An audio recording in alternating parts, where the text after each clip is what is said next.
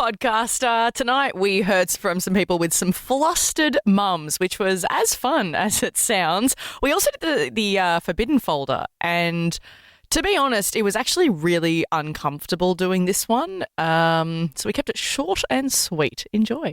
Y'all ready for this? 5, 6, 7, 8. Who's ready to give it heaps?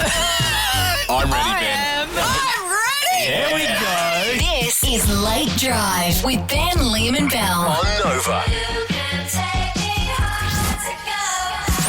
G'day, Australia. You are hanging out with Ben, Liam and Bell. The Forbidden Folder is not too far away tonight. But before we get to that, the Forbidden Folder, it's where we keep all the ideas that are a little taboo or maybe not quite right for radio. especially tonight's.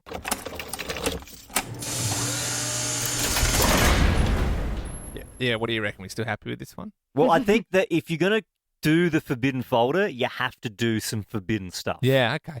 13, 24, 10. Did they get a little too close to their cousin?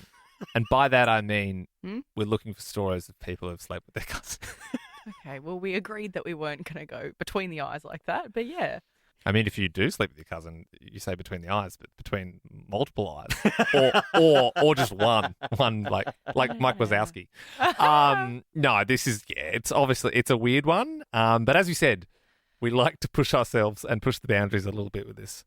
We have got calls coming through. All from Tasmania. I didn't actually know we broadcast there. Leave Tasmania alone. 13 24 10 is our number. No, we're crossing over to Adelaide, actually, to kick this off. Sophia joins us. Sophia, you know someone who got a bit close to their cousin? So me and this guy were chatting for about a month and he seemed really cool. So we decided to go on a date. Anyway, we got onto the topic about exes and he mentioned that he still frequently sees his ex at family events. And straight away my mind was like, oh, she must be dating his cousin. No, she was the cousin. Hang on. So did they know when they were together? Yeah, but he kept trying to justify it, saying that they were second cousins and their families weren't close when they were growing up and it didn't feel like they were related. It was just weird. It was so weird. Oh, man. Well, at least he's getting all the incest stuff out of the way first. He doesn't want any Totally. nasty surprises later on. Right? Thanks, Sophia. Shane joins us now in Sydney. They got a little too close to their cousin. So, long story short, my 21st birthday party, lots of alcohol flying around. My best mate, who was in a relationship, disappeared for quite a while. I ended up following him back to a house where I walked in with him and another girl from the party who were busy doing the naughty. And I'm glad he doesn't live in the country anymore, so you can't hear it. But this girl was his cousin. Whoa! Okay. Yeah. Yeah, she said we broke up, but we could still be cousins. No wonder he left the house and went to a different one. No wonder he In a left the different country. Yeah, true, Shane. Wow. Damn. Wow. Thanks, Shane. Well, you know what? I think we've had our fill here. I've had more than enough. There's still some calls coming through, but I think we've heard enough. I'm actually a little put off by this one now. All right, let's shut the Forbidden Folder.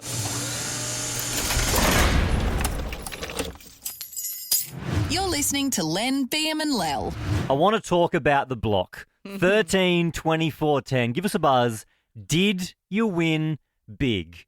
On the block last night, I'm sure you've seen this kicking around. Adrian Portelli spent $15 million buying the 5 houses. He got the royal flush. He bought every single house. Which is a drop in the ocean for him. I mean, he's a billionaire? It's also just that inevitable thing, isn't it? It's like death, taxes, that Adrian guy buying all the houses on the block. You know what I mean? I'm like, why do we even need to watch that last episode? Did you see last week he was walking around Adelaide giving out money to people, just giving out cash? I think he gave out $100,000 just to people in Rundle Mall. Oh, whoa. Yeah. But the reason I want to know, did you win big, is because I love the block. I'm not a gambler. But what he does is he buys them and he puts them up in a raffle. I got sucked in. I was on his website and I was looking at the raffle tickets. You can get tickets. You can get 2 tickets for $10. Oh, really? Yeah, it's pretty cheap. Oh, really? Yeah. Oh, So I thought now they were I'm I like- thought they were like $100 or something. So, well, you can. So the more money you spend, you Yeah. can get like 1,000 tickets, but it costs like $100. Okay. Yeah, right. And so you bought 1,400. You got to be in it to win it. But what I would love to know is, did you win big? Because I'm looking at that thinking nobody wins that, right? Well, that's true. People enter those lotteries and stuff and they win their house. Like, there are people out there that have won their entire house for the rest of their life. Incredible. Well, let's find out. Vicky has given us a buzz. Did you win big, Vic? So it was like a Ream promo. I bought a hot water heater and you enter your invoice online. Oh. And then I won a $30,000 jet ski package. Did you say a jet ski package? Yeah, jet ski, trailer. Oh, like my all gosh. the ropes and the tubes and the biscuit stuff. And yeah. It has zero connection. You know what I mean? I thought Very like random. you'd get your hot water free, or they do a bathroom renovation for free, but I don't know what Ream have to do with jet skis. Vicky, have you still got the jet ski? Do you still use it? No, we sold it. Yeah, you know what? Nice. Sell it and get the money. What did you get for it? I think, not a lot, maybe like 18 grand. Oh. right. Honestly, Still better than nothing. oh no, it's great, Vicky. But I would be annoyed if someone gave me a jet ski. Like, I don't go to the river. I don't have a I don't have a garage. Do you know what I mean? I'm like, I would rather the money, right? That is amazing, Vicky. Thank you very much. 13 24 10 is our number. We want to know, did you win big? Sam in Sydney, good evening. Now, did your best friend win big? Yeah, so when we were in our 20s, she won 60K on a scratch sheet. Oh man. What did she do with it? She paid rent for the next 6 months for both of us. We drank really good. Yeah, unreal. So you just had a few yellow glens and kicked your feet up with the rent for a while. Yeah, absolutely. Nice one, Sam. Isn't it crazy, like scratchy 60K? Oh, well, sounds like a good friend though. If she was, sorting rent out for you as well. Sam. Scratchies, if I ever buy a scratchy, it's always you win another ticket. That's like the best prize. And it's like two shoes, but it's like, but it was the lucky horseshoe was the last one, so you actually win nothing. And that's why you gamble responsibly. Brooke in Melbourne, you won big. Hey guys, how you going? Good. Yeah, I was actually on Deal or No Deal, and I won about $14,000. Oh, was it the Grant Denyer season? Yeah, it was just about 2 months ago. Oh, bloody hell! So 14 grand, I mean, out of the grand scheme of things, is the max prize these days 100? Yeah, look, I had 30 grand in my case, but I took the offer for 14. Yeah, and I bet you don't think about it at night too much. Thanks, Brooke. Sean in Melbourne, you won big. I won big. I won a PlayStation 1 in 1995. Yeah. Did it come with any games like Spyro or something? Nailed it. Spyro was the only game it came with. That's and awesome. I have beaten that game many times. So how did you win the PS1? It was a school raffle. Oh. It's the only thing I've ever entered, and I won it. Yeah. That's a pretty good score. Well, that's good odds, yeah. You get Spyro and PS1, you give up. You're always up. Elise in Melbourne, you won big? I did, yeah. About 15 years ago, I won a car. Oh, right. Oh, what brand? So it was a Beetle convertible. Cool. Like a really cool little Beetle convertible. And I was at the races and bought one of those little gold pin and wins that you do for charity. And a couple of weeks later, got the call that I won the car. Oh, bloody heck. I loaded. I actually bought 7 pin and wins last weekend for me and all my friends. I didn't win shit. So I want to share in that car. At least I want a tyre or something. Keep these calls coming through on 13 24 10. Did you win big? We do have NutriBullets to give away. Good evening. Is it Juhi in Melbourne? It is. Hello. Hi. What did you win? I actually won 2 years' worth of free coffee, which ended up saving me a lot of money because I'm one of those typical Melbourne coffee snobs. Was that limited to one coffee per day? No, it wasn't actually, which was the best part. How did you win it? I actually attended an open house for a coffee roastery near me. Yeah. Put my card in and got picked. Oh, what a win. Yeah, you'd just be loading up, doing the coffee run for the whole office. Matt in Sydney, this is your friend, but he won big. Yeah, mate of mine a few years ago now. Was on a footy trip and was hungover and went and got a drink. and got a scratchy while I was there, and yeah, his $2 turned into $100,000. Just like that. That'd cure the hangover. And Matty delivers it as casual as you'd like. Yeah. Wow. Sabrina in Pakenham, what about you? Big win? Yeah, I won a 2.5-month all expenses paid trip to Italy. Whoa, that's a long time in Italy. Did they? I mean, you had all the sites. They took you everywhere. Yeah, yep, I got to see it all. Who did you win this with? Through my dad's company, they sponsored 4 kids a year. That sounds sus as Sabrina. And it was your dad's company. Yeah, and I don't know. I mean, I'm not going to do anything with it, but I feel like the ATO are going to go sniffing around on that one. Sponsor is a strong word, Sabrina. The other 3 winners were your brothers and sisters as well. The Ben, Liam and Bell Podcast. I think mushroom risotto. I reckon fish fingers. Bangers and mash. Winner, pick their dinner. Yep, we do it every Monday. Laurel joins us now from Sydney. She's going to guess what a random Australian is having for dinner. Once we punch that number, and if that's what they're having, we're going to pay for yours. What do you think they're going to be eating? Let's go with spaghetti bolognese. Okay, yeah, that's a pretty common guess we get here. I reckon we've had that 2 out of the last 3 But weeks. You know what, though? Spag bowl, it's like, let's not get too crazy with it. You know, we're playing the odds game here. Yeah, and with that, the more we have it guessed, the more chance we have of it getting right. Is that how odds work? Let's go with yes. Yep. Yeah, All sure. right. Thanks for that, Alan Turing. I have got a number punched in. Let's give it a buzz and see what they're eating.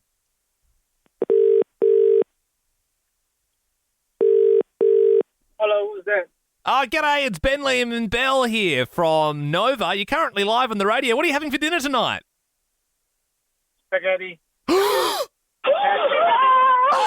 Spaghetti what? Pesto pasta.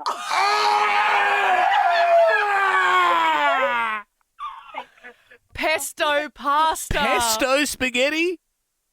He said spaghetti, guys. Just wait there 1 second, sir. Are you having pesto spaghetti or what kind of spaghetti are you having? Just want to be clear.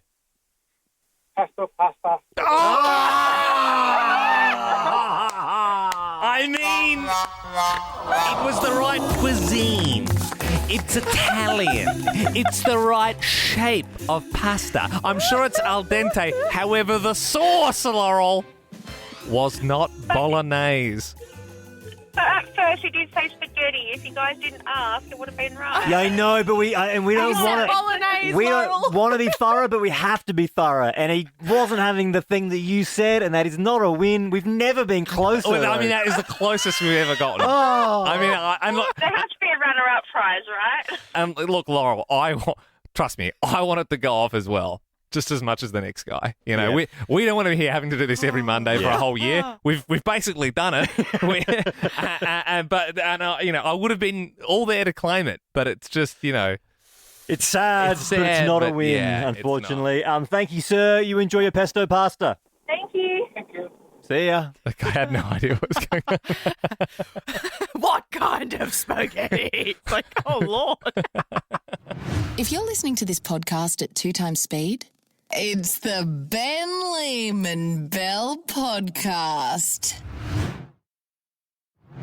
Oi, stop gooning. The next bit's about to start. 13/24/10. How much did you cost the company? You've probably seen this story doing the rounds today. Mattel have released a Wicked doll. It's time to try defying gravity. The movie's about to come out. It's huge at the moment. So obviously they've released these dolls for the kids to get involved. Seems all good. You look at the box and it's got the website on it which says wicked.com. That website, no. That is an adults-only website. But have we checked that? Yes, it's been checked, Okay, Liam. You don't need to check it. We're not doing I feel this. like I feel like mainstream media, Well, Liam, I've checked it, but you can always double check. It's good to. It is. You just It don't. is. It's just not even funny. Can confirm. merch. Yeah. Well, the poor person that put that website link on that box, they've obviously cost Mattel a lot of money. It's not great publicity at the moment. And like I said, it has been everywhere in the news today. 13 24 10, how much did you cost the company? Nev in Sydney, good evening. How much did you cost the company? G'day, guys. Around $3,000. What'd you do worth $3,000, Nev? Well, we had a fancy new pool car, like a shared car, and I took it out for the first time one day, but it needed some petrol, so I thought. So I filled it up with petrol. On the way back, it kind of spluttered a little bit and ended up grinding to a halt. Turned out that it didn't want petrol, it really wanted diesel. Yeah, you had yourself a diesel there. So, had to get towed, cost about $3,000 to have the motor all cleaned out and everything, and away she went again. Yeah, I'm sure they'll let you forget about it, though. No one made any jokes or anything like that? No, they don't. Oh, right, yeah. Good on you, Nev. 13 24 10 is our number. How much did you cost the boss? Adam in Sydney, how much did you cost the company, mate? I cost the company, I used to work for the Commonwealth Bank, and I ordered, because I was their stationery expert, and I ordered 200 boxes of rubber bands. Boxes of rubber bands inside them. Oh, so not like small boxes, but like boxes within boxes. Yeah, and the guy, he was a manager, and he actually signed off on it. And he goes, "What the hell is this?" So how much did that cost, Adam? Back in those days, about a couple of $1,000. Yeah. And I mean, you would think as the stationery expert, I mean, that is literally your title. You would think, and I've never heard anyone with that title before, but you would think you would be pretty in the know and cluey when it comes to buying the right amount of rubber bands. You could have made some really big rubber band balls. Yeah. You know what? There's a guy that I follow on Insta, and his whole thing is every day he adds like another 100 layers to his rubber band ball, and it's like the size of him now. It's great. Great content. So, I mean, you might enjoy it. It doesn't seem like one I'm going to chuck a follow anytime soon. Go on, Belle, give him a shout out. What's the handle? I can't remember. Rubber Ball Man. Amy in Melbourne, how much did you cost the company? $8,000. Oh, it's not good. How'd you manage that? So I work at the cinemas, and I'm not trained in any area because I'm like fresh and I'm brand new. And they made me train someone on the popcorn machine. Right. And I forgot to turn the motor on. So I burnt all the batches of popcorn, and the smoke alarms went off, and the fireys came down. And obviously it was an $8,000 trip. So. Yeah, that's brutal. And Amy, I don't mean to be rude, but you're making it sound like it's like military grade training. But you're like, I'm not trained. I don't have specialized training for the popcorn machine. But like, surely it does most of the work, right? Like I've never operated a popcorn. Yeah. But there's like a few buttons that you got to flick on for it to warm up and heat up. Right. And Yeah, I think it'd be more complicated than you think, Liam. Amy, a random question, but do you remember what the big movie was at the time? What was everyone there to watch? Oh, I actually can't remember. That's all right. Don't worry about it. There's so much that's happening. It's actually insane. I just wanted to know what movie you were ruining when everyone had to walk out the cinema. Oh, don't rub it in more than you need to, Ben. Emma in Melbourne, how much did you cost the company? Oh, I think it was about $80,000, but it was 30 years ago. 80 grand and 30 years ago? Oh, God. That's not good. Yeah, I signed the cremation certificate for a patient who then went and got cremated, but they had a pacemaker in, so it exploded the entire furnace of the crematorium and blew out a whole wall. Whoa!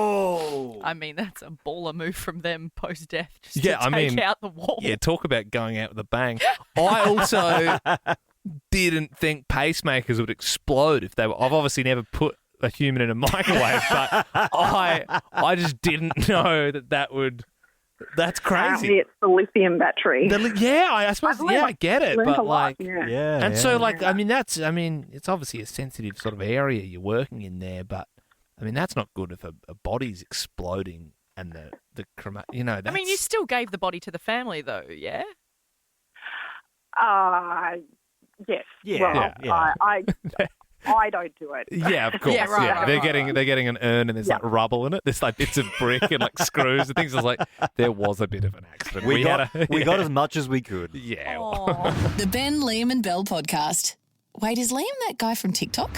13 24 10. What's got your mum in a bit of a fluster? Because Ben, Liam, we have had a family tragedy in my house. Oh, no. What's happened? You know, my dear mother has been in our childhood home now since I was born. We've been in that house. So we're talking like over 20 years. Which one? You got a few? The suburb one. The one in the suburbs, not the one in the country. Yeah. So No, she... which suburb? Like the one closer to the beach or the one more Closer to the CBD. Shush. The CBD. So she's been in that house now forever for me, and all us kids have moved out now. So she has decided to start kind of renovating things about the house that have gotten a bit old and worn, i.e. the kitchen. In the kitchen, it was built like late 90s, so it's like that lino covering over all the doors and cupboards and drawers, and it started peeling off. So Mum was like, I'm going to get it redone. She called up some lovely tradies. They said, yep, quoted her. They said, you'll need to take all the doors and drawers out and we'll take them. We'll like spray paint them and put a whole new cover on and bring them back. She's like, awesome. She took them all off, and with our pantry doors, that's where Mum used to on the inside of the door mark our height. Yeah. And like our age and like Christmas, you know, Belle's 6 years old. This is this. And she's like written little things about us. That is an heirloom. Like that's been there forever. She covered it up with a piece of cardboard, duct tape it, and wrote in marker, like, do not touch this, do not remove. Sent it off, had the conversation. They said, yep, no worries. She got it returned, and they've completely painted over it. Really? Yeah. And she has not recovered. Like, this is like weeks ago. And I brought it up the other day, and she said, I don't want to ever talk about it. Don't bring it up. She sent like a photo, a text to all of my brothers and I and said, can you guys remember where you were at what age? I need to recreate it. And I was like, Mum, did you not take a photo of it? Like, did you not copy it over onto a And she's like, no, I had a piece of cardboard over it and To be it's fair, gone. yeah, a photo with just the measurements jotted down, you could do your own lines again, I suppose. But if she's texting you, how tall were you when you were 6? Just roughly. Just let us know. I've just got a crayon here. I'm ready to do it. Just vibe it out. Yeah, nah, she's in an absolute fluster at the moment. Well, if your mum is also in a fluster, we want to hear about it. Could be big or small, just like Ben's in Adelaide. What's got your mum in a fluster? Hey, guys. So my mum just got back from 5 weeks in Europe, and I looked after the house and fed the dog, and she's in a fluster because there's no spare butter in the fridge. Full container of butter that we're using, but no spare butter. Right. So she had 2 butters 5 weeks ago. You've gone through one, and now there's 1 butter, which would normally take for an average household about, 3 to 4 months to get through. But she doesn't. She's in a bit of a fluster because there's not a reserves butter ready to go. Yeah, correct. No spare butters. So, Ben, did you grow up with 2 butters in the house all the time? I wouldn't know. I just didn't do the stock take, I guess. Yeah, that's true. And that's the thing. I mean, your mum's flustering so much about it, but with all this time she's worrying about it, she could have probably gone down to get a reserves butter from our local Woolies. Benny, thank you very much. 13 24 10 is our number. What's your mum in a fluster about? Courtney in Melbourne joins us. What's your mum in a fluster about? Oh, my God, guys, if there's ever a topic I want to talk about, it's my mum being flustered on the daily. Yeah. Today it's gardening, so she's been sick and she couldn't go out and garden, and today I listened to her for about 12 minutes straight saying the roses aren't open enough and the lawn is an inch too high, and it went on, and I said to my sister, it sounds like she's got like an award-winning garden, and no one's ever commented about how good her garden is ever in our life. Maybe that's what she's looking for, Courtney. Maybe she wants you to come over and just be like, bloody hell, Mum, those flowers are looking pretty open right about there. I'd love to do a bit where we call your mum as her neighbour and we're like, those roses are not looking good. Shanice, your grass is looking awfully unkept. I mean, what are we to think? That's mean. We had visitors this weekend and we noticed your grass was 2 centimetres longer than it usually is. She would lose it. Courtney, thank you very much. Lindsay in Sydney joins us now. What's your mum in a fluster about? Ordering the right size chicken for Christmas. Yeah. So how many mouths is she trying to feed? Only 8, but she's just already panicking about getting the order in for the right date to the butchers to make sure that, she can get the right size chicken. That's it. Flustered mum. I mean, you don't want a small chicken with hungry bellies, but I suppose you don't want to over-cater as well. Chicken's not as good the next day sometimes. I'm very happy if she overcaters. She makes the best chicken and mushroom pie with the leftovers. So that's absolutely fine. But it's just the fact I'm flying home to the UK for Christmas, and every time she's like, I need to order this chicken. I'm like, when do you need to order it by? And she's like, I don't know. And I'm like, well, can you ring the butchers and at least ask them what the deadline is so that I don't have to stress? And you were having this chat in February.